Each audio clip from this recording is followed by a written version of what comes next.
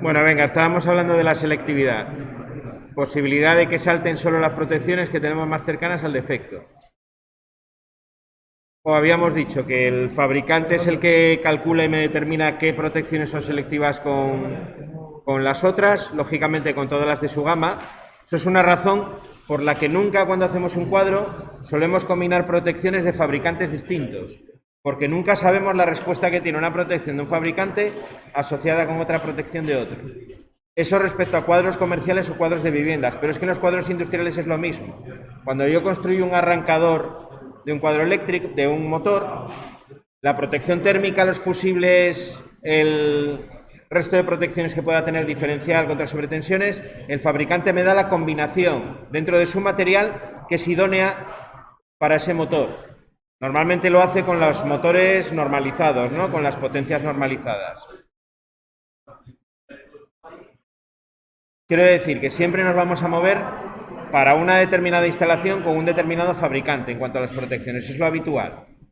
¿Vale? Mezclar, bueno, se puede hacer esporádicamente, ¿no? Por ejemplo, si vais a hacer una reparación y tenéis, no sé, en un cuadro que se ha quemado una protección terminal, un PIA, pues podéis poner uno de otra marca, dentro del mismo calibre y tal, no va a haber mayor problema. Pero, por ejemplo, en un arrancador de un motor no es aconsejable, ¿vale? Si pongo, no sé, un térmico de Schneider con un térmico de, no sé, de Klöckner-Moller o de ABB o de, no sé, la marca que queráis. Puede que funcionen bien, ¿eh? Nada quita que funcionen bien porque todos los fabricantes cumplen con la norma UNE, todos han ensayado su material, pero yo no sé la respuesta que tienen los dos cuando están combinados. No sé si va a haber esa selectividad. Luego tengo la selectividad por intensidad. Lo mismo que decíamos con el interruptor que hemos pasado por ahí, según los márgenes yo puedo regular tanto en la horizontal como en la vertical. Si os fijáis en la curva que pone ahí el automático, pues os pone algo así como más... Os debe de poner ahí como un par de escalones y luego aquí como otros dos. Y te da la posibilidad de desplazar estos márgenes, ¿vale? Igual que este margen de aquí, los puedes desplazar y este margen de aquí lo puedes desplazar, ¿vale? Esta es en intensidad y aquí tendríamos estos márgenes de disparo de aquí que yo puedo regular serían tiempo, ¿vale? Que también los puedo... Bueno, igual el que os he pasado no tiene tantos escalones, pero ¿me entendéis, no? Se pueden cambiar. Esto sería la regulación en tiempo y aquí abajo tendría la regulación en intensidad. ¿Vale? Yo puedo modificar con esos cursores que tiene el frontal la curva de respuesta del automático para hacerla que sea más lenta, más rápida, que salte a menos corriente o a más corriente.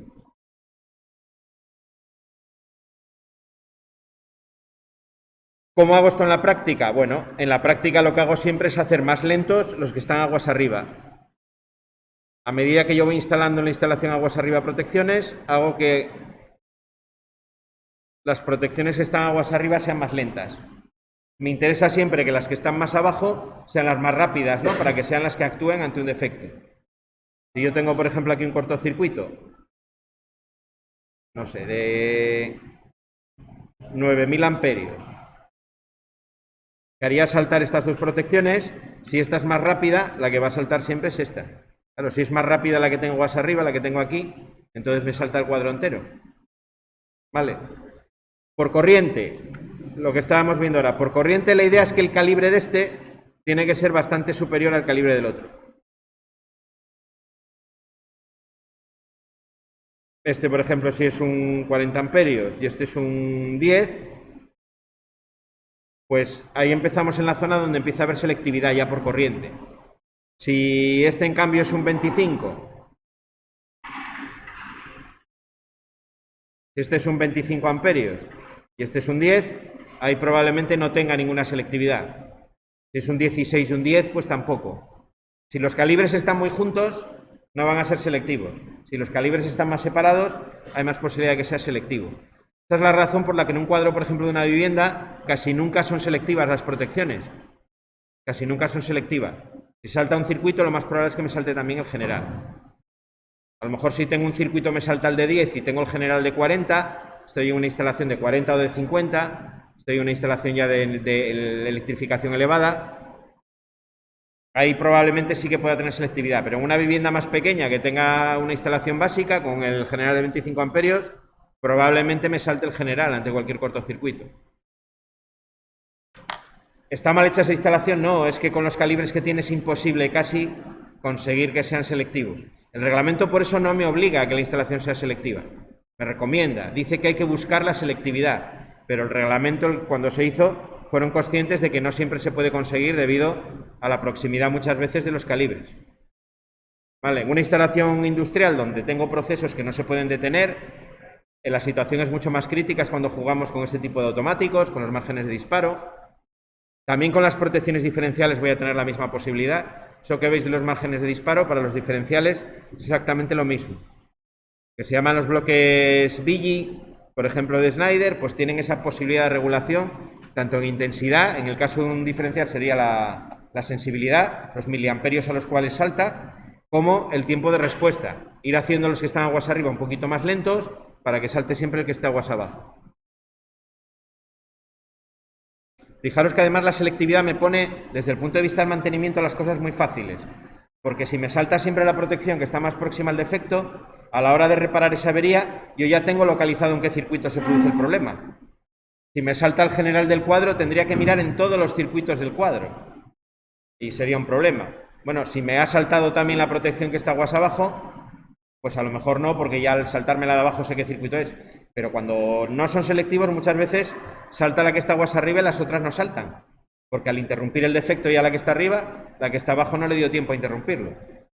Vale, entonces incluso desde el punto de vista del mantenimiento, para buscar las averías, es mucho más fácil que la instalación sea selectiva. Y luego estaría la tercera, que es la natural, que es la que me da el fabricante. La que decíamos que el fabricante ya me dice, este modelo es selectivo con este otro. Ponlos, que no vas a tener ningún problema, ya vas a conseguir la selectividad. Esta sé que se comprueba mediante los ensayos del fabricante.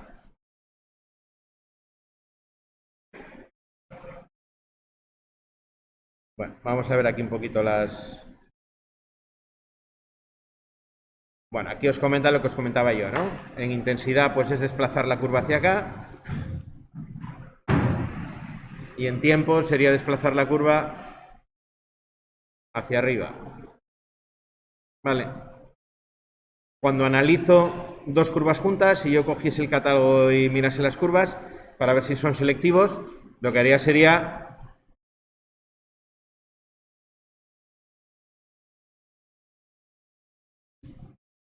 superponer las dos curvas, ¿no? Que es la otra manera de estudiarlo.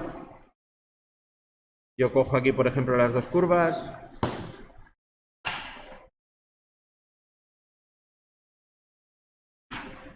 Imaginaos que tenéis por aquí, no sé, un automático de curva tipo D. Este margen, por tanto, estaría entre 10 y 12 veces la intensidad nominal. ¿Vale? Y lo comparamos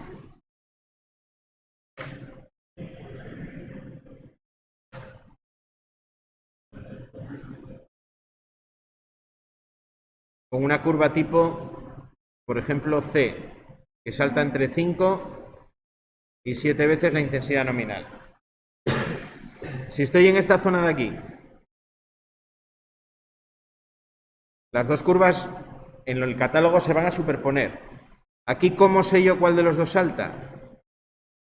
¿Cómo sé cuál de los dos salta? Bueno, aquí está fácil. Normalmente va a ser el de menos calibre, aunque las curvas estén una encima de otra, normalmente el de menor calibre es el que va a saltar antes. Siempre y cuando estén separados, ¿eh? Ya os digo, 10 con 40 o separaciones de ese tipo en cuanto a calibre. Si me meto en la zona de cortocircuito, que es la zona de aquí, pues siempre es más rápida la curva tipo C frente a la D, la B frente a la C, siempre la que tiene una respuesta para menor corriente, siempre es la más rápida. Si tengo, por ejemplo, un cortocircuito por aquí, lo normal es que me salte la curva de color rojo. Si lo tengo por aquí, me va a seguir saltando seguramente la curva de color rojo. Vale, aunque se superpongan también las dos. Vamos a ver la tabla de selectividades, quedará mucho más claro. Está sacada esa tabla de un catálogo, por la denominación probablemente de Schneider. ¿Vale? Son los que tienen ese el N, el HL, esas denominaciones son de Schneider. La gama se llama C60. Este C60 no es el calibre, es la denominación comercial de la gama que le da el fabricante. Cada marca le pone un nombre, pues según sus consideraciones. Y aquí me compara tres gamas, que sería la gama N, la gama H y la gama L, el curva tipo C. Aquí como entrada tendréis los calibres, que estarían aquí. ¿Vale? Este es el que está aguas arriba. Y los calibres de los que están aguas abajo son esta serie que tenéis en la vertical. ¿Vale? Bueno, imaginaos, trae aquí dos ejemplos para mirar. Aguas arriba tenemos un C60N de 10 amperios. Vale, el de 10 amperios sería este de aquí.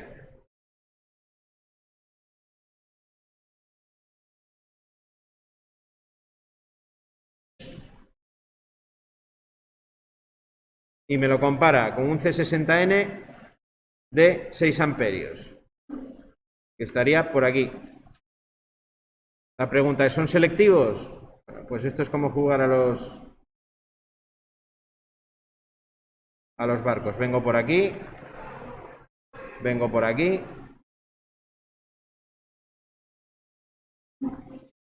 Y la casilla es esa de ahí. Sí, sí, sí.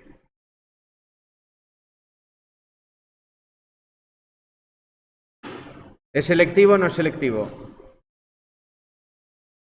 El catálogo me dice zona de selectividad marcado en azul. Estoy en la zona azul, diríamos que es selectivo. Aquí sí tendría selectividad. En este caso, son selectivos. ¿Qué quiere decir que son selectivos? Nuevamente, si yo tengo aguas abajo uno de 6 amperios y aguas arriba tengo uno de 10 y hay un defecto, un cortocircuito, una sobrecarga, va a saltar el de 6. El que está aguas abajo va a saltar. ¿Vale? Con lo cual voy bien.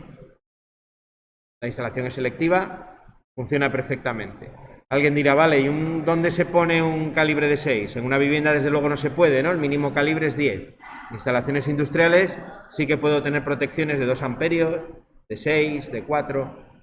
Bueno, la serie normalizada de calibres es esa que tenéis ahí en la vertical. Vale, es posible tenerlo.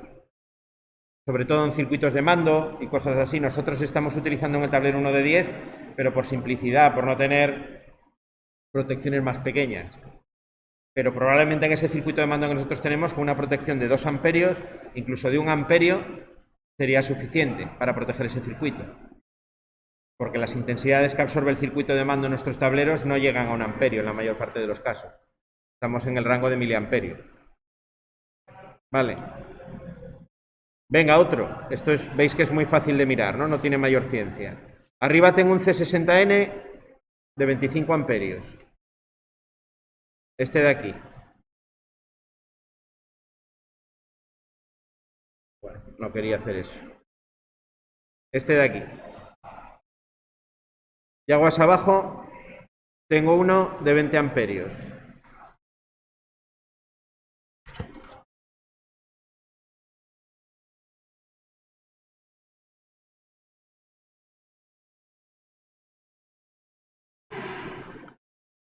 Miro en la serie el de 20 amperios. Nada, venimos por aquí. El de 20. El de 25. Me queda esa casilla. ¿Son selectivos o no son selectivos? No, estoy en la zona blanca. La zona de selectividad es la azul. Aquí diría que no son selectivos. No hay selectividad. Vale, quiere decir que si tengo un defecto en el circuito que está protegido por el de 20, probablemente me salte el de arriba, el que está aguas arriba, que es de 25. Fijaros que en este caso están muy próximos los calibres. Están muy próximos. Cuando están separados, cuando son muy diferentes, es cuando consigo la selectividad. Vale, si no, pues difícilmente. Se entiende más o menos cómo se mira, ¿no? No tiene mayor escoger el que está aguas arriba el calibre. El que está aguas abajo, donde se crucen, si la casilla es azul son selectivos, si es blanca no son selectivos. Y sin más.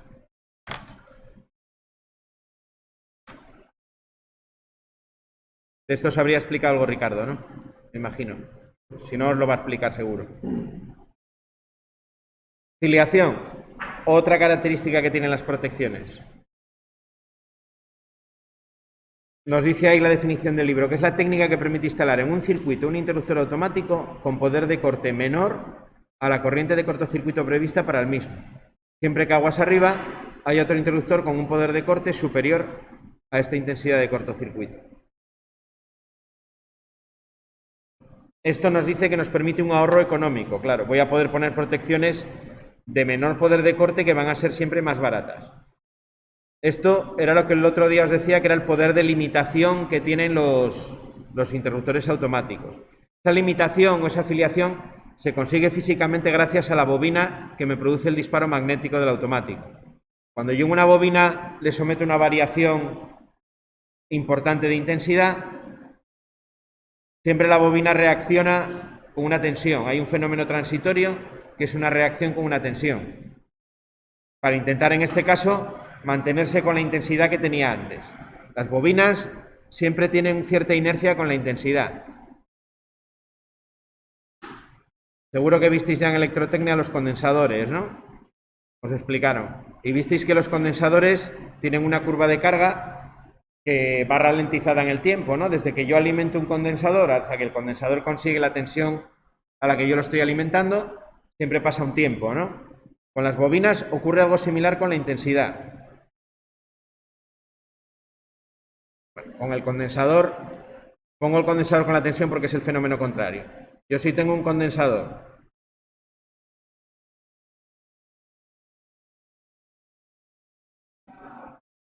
lo alimento, por ejemplo, a 5 voltios. En el momento en el que cierro este interruptor, la evolución de la tensión en el condensador hace en el tiempo algo así. Va aumentando hasta que llega más o menos al valor. ¿Vale? Este valor al que se carga de tensión son 5 voltios. El tiempo que tarda aquí en llegar al 98% de carga es lo que llamamos 5 tau. Vamos a ponerlo bien. Que es lo mismo que 5 veces la resistencia por la capacidad. ¿Vale? Eso es la respuesta de un condensador con la tensión. Bueno, pues con una bobina ocurre algo parecido. Con una bobina por la que está circulando una determinada intensidad. Yo quiero cambiar esa intensidad, le meto o le quiero hacer meter una intensidad más elevada.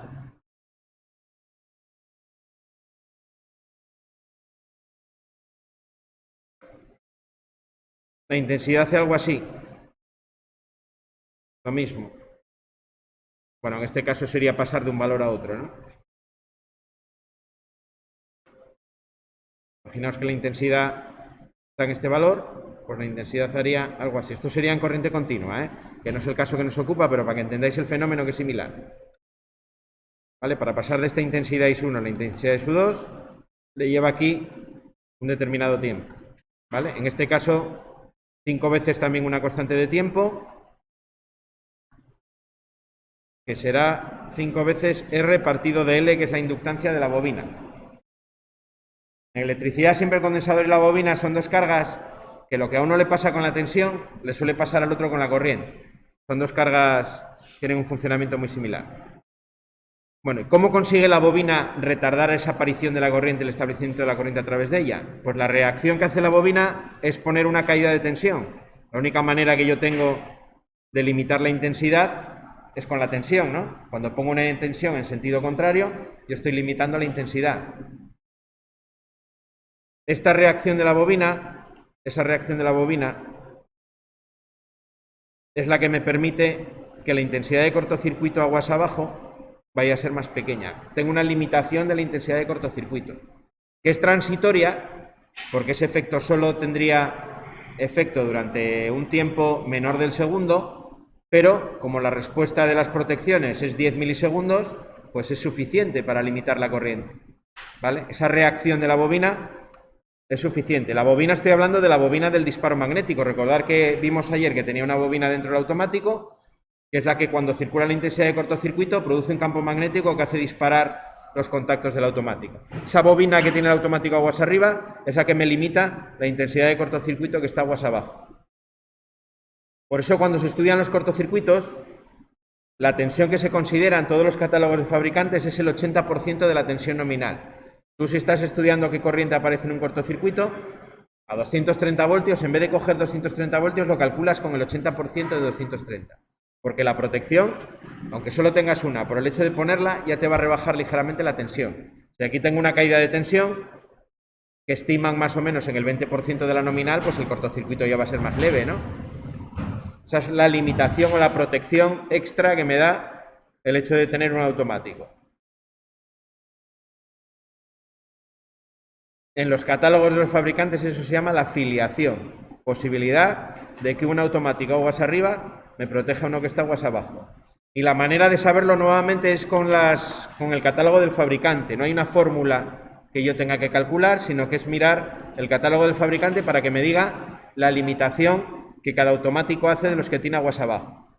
Eso me va a permitir, por ejemplo, que dos automáticos instalados en el mismo cuadro, pues a lo mejor puedo tener el que está aguas arriba con un valor de 6.000 amperios de poder de corte, es decir, podría interrumpir un cortocircuito de hasta 6.000 amperios, y en cambio el que está justo pegado a él en el cuadro, pero está eléctricamente aguas abajo, a lo mejor puede ser uno de 3.200.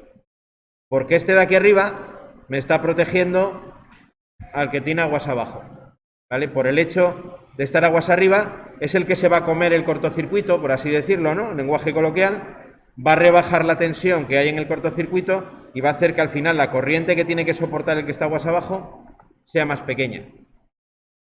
Esto me permite un ahorro importante, ¿no? Porque entre comprar todos los automáticos del cuadro de 6.000 amperios a coger solo uno de 6.000 y los otros de 3.200, pues en precio de la instalación se nota bastante, sobre todo si tengo un montón de circuitos.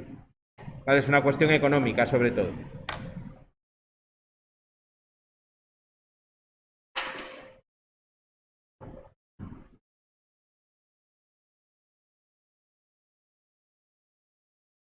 Bueno, no nos pone aquí la tabla, creo que en la parte de atrás, en los ejercicios, nos pone alguna.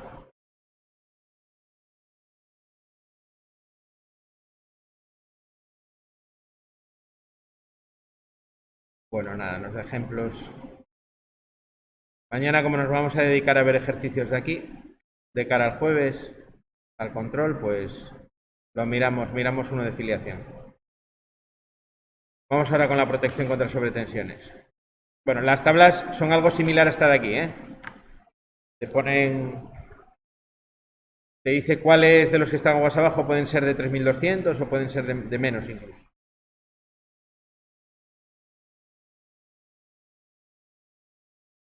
Bueno, ¿dónde es obligatorio poner una instalación contra sobretensiones? Vimos ya cuando vimos ese tipo de efectos que decíamos que cuando tenemos electrificación de tipo rural, las sobretensiones empiezan a ser un problema. ¿Por qué? Porque los rayos tienden a caer en las líneas de alta tensión o de media tensión en este caso, que son líneas de conductor desnudo, y al estar muy cerca al centro de transformación y las instalaciones receptoras de baja, se transmite una sobretensión muy importante que va a afectar a esas instalaciones, que me las puede quemar, me puede destruir receptores, etcétera. Mientras que si estoy en una electrificación urbana, yo tengo un montón de centros de transformación. Los centros de transformación tienen todos protecciones contra sobretensiones, los que se llaman pararrayos autoválvulas, y voy a filtrar esas sobretensiones en un montón de puntos antes de llegar al consumidor final. Con lo cual, de transmitirse por la red una sobretensión de tipo rayo, al que le llegue en baja tensión le va a llegar muy filtrada, probablemente sin ningún tipo de riesgo. Bueno, la instrucción 23 nos obliga a instalar dispositivos de protección contra sobretensiones en unos casos determinados. Línea de alimentación de baja tensión total o parcialmente aérea, o cuando la instalación incluye líneas aéreas, lo típico de una electrificación rural. Estás en una casa o una vivienda unifamiliar y te llega el trenzado de tipo red aérea, ¿no? Te baja, normalmente llega hasta la casa, baja por el apoyo, ahí arriba la caja de fusibles, y luego tienes el cuadro de mando y protección. A veces los fusibles, en vez de estar arriba, en vez de tener unos fusibles en la derivación, tienes solo los fusibles del cuadro de mando y derivación. Lo normal es que tenga otra desconexión, otra posibilidad de desconexión arriba, ¿vale? Luego tendrías tu cuadro. En ese tipo de viviendas, en vez de tener la GL y tener la centralización de contadores, tienes los fusibles de protección de la GL y el contador en la misma caja. Se llama cuadro privado de protección y mando, ¿vale? Es una instalación un poco diferente. No tengo línea general de alimentación, en ese caso. Se fundirían lo que es el... Os aparece el esquema en el reglamento. Esto lo veréis también en el módulo de viviendas, pero para que os suene. En una instalación de un edificio de viviendas, lo normal es que yo llegue a la acometida, llegue a lo que se llama la caja general de protección, son esquema unifilar, ¿eh? Aquí tendría la línea general de alimentación y de aquí llegaría la centralización de contadores, ¿vale? Y llegaría con 3 conductores y ya a partir de aquí ya me saldrían las derivaciones a cada vivienda, ¿vale? Estos tramos de aquí que salen a la vivienda es lo que llamamos derivación individual. Bueno, en una instalación con un único consumidor, una vivienda unifamiliar, lo normal es que llegue a lo que llamamos el cuadro de protección y mando, donde tengo los fusibles y el contador. El cuadro de mando y protección, y de aquí ya me sale la derivación individual, a lo que sería ya el cuadro de la vivienda, ¿no? Cuando entre en la vivienda, pues tendré un cuadro con el interruptor general automático, el diferencial o los diferenciales, los PIAs, eso exactamente igual. Estos dos elementos en este tipo de instalaciones se funden en uno solo, cuando tengo una vivienda unifamiliar. Vale, veréis también que si aquí tenía un 0,5% de caída de tensión admitido máximo y aquí un 1%, pues aquí te lo funde en el 1,5% para esta derivación individual de ahora. Vale, pero bueno, eso lo veréis con Ricardo, que es donde entraréis en cálculos de ese tipo.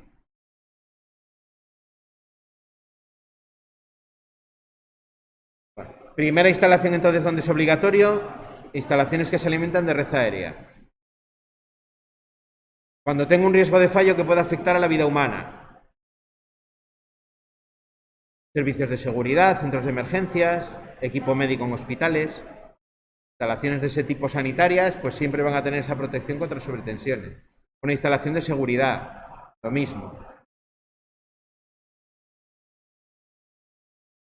Riesgo de fallo afectando a la vida de animales, explotaciones ganaderas, piscifactorías.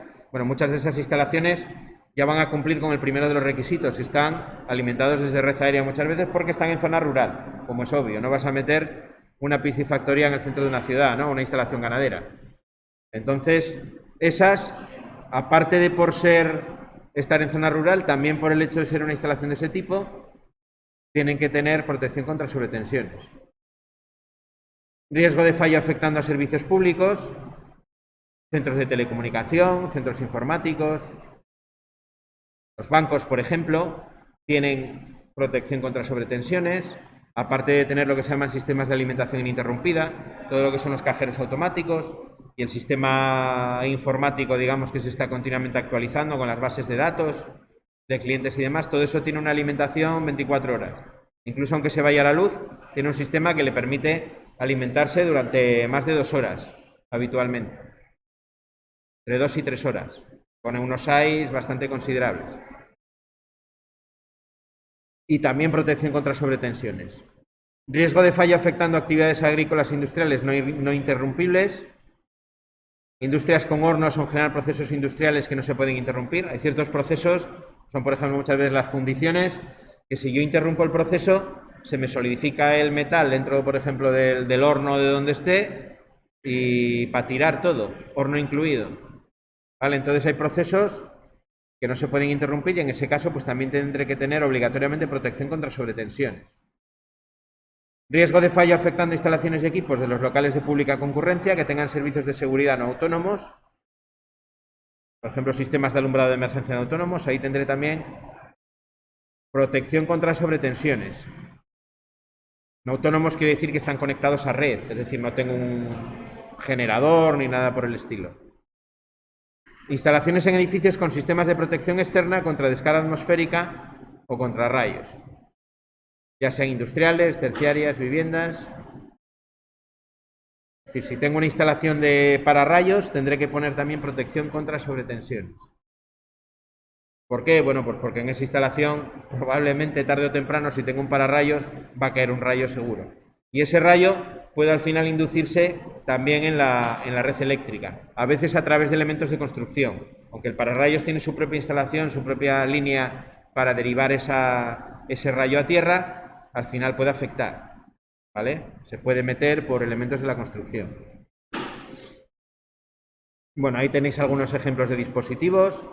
Normalmente los que me obliga el reglamento pues son los de cuadro, los de este tipo, los de este de aquí, y luego existen también equipos pues para poner sobre tomas de corriente. Son equipos normalmente enchufables, como este que tenéis aquí de Siemens, y lo enchufo y luego yo enchufo sobre la toma de corriente que tiene, ¿no? Ya protegida. Simbología que utilizamos. Bueno, os lo pongo yo aquí dibujado porque en esta copia que yo tengo del libro no se ve muy bien, pero el símbolo es como este que tenéis puesto aquí, ¿vale? Monofásicas, bifásicas, trifásicas o tetrafásicas, como siempre. Lo que hacen por la parte de abajo es conectarse a la instalación de tierra, ¿eh? En un esquema unifilar la protección sería algo como esto. Aquí llega, por ejemplo, la fase, aquí tendría la protección y esto me derivaría, estaría conectado por la parte inferior a tierra. Aquí tendría la conexión a tierra. Vale. Aquí ya tendría pues el interruptor diferencial. Bueno, lo que tenga la instalación. Vale. Punto de instalación. Aguas arriba. Normalmente detrás del general. Vale. Luego dentro de esas protecciones hay varios tipos, según sean capaces de absorber ondas tipo rayo más grandes o más pequeñas. Pues hay de capacidad de absorción muy alta hasta los de tipo 3 que serían de capacidad de absorción baja. Según la rapidez de respuesta tengo de los de baja a los de muy alta y según el origen de la sobretensión, pues los que están pensados directamente para las sobretensiones de tipo rayo o los que están pensados para las de tipo rayo y también las de la compañía, las que decíamos que produce la compañía cuando maniobran las posiciones de sus subestaciones, ¿no? Meten transformadores, quitan transformadores y demás. Bueno, y ahí tendréis el esquema del punto de conexión, ¿no? De esa protección. ¿Veis? Están justo, bueno, en este caso justo aguas abajo del diferencial. ¿Vale? Luego las del tipo 2 estarían en la parte terminal de la instalación, a continuación de los PIAs. ¿Vale? Según el tipo de protección, las de tipo 3 son las de la toma de corriente, que estarían ya en la instalación terminal, en el punto terminal. Tipo 1 las que se ponen aguas arriba, tipo 2 protegiendo cada circuito ya en individual, y las de tipo 3 estarían protegiendo receptores o parte de circuitos de los receptores. Bueno, por hoy vamos a llegar hasta aquí. Lo de hoy fue bastante teórico, vamos a dejarlo aquí. Mañana veremos las representaciones esquemáticas y resolveremos algunas de las cuestiones de aquí del libro, ¿vale? Para el jueves hacer el control. Probablemente el control del jueves ya no sea tipo test, sino que sea de responder preguntas cortas, pequeños ejercicios. Va a ser también en un documento de Google. Trabajamos ya con alguno, pero bueno, mañana os daré alguna indicación también de cómo trabajar esa prueba, ¿vale?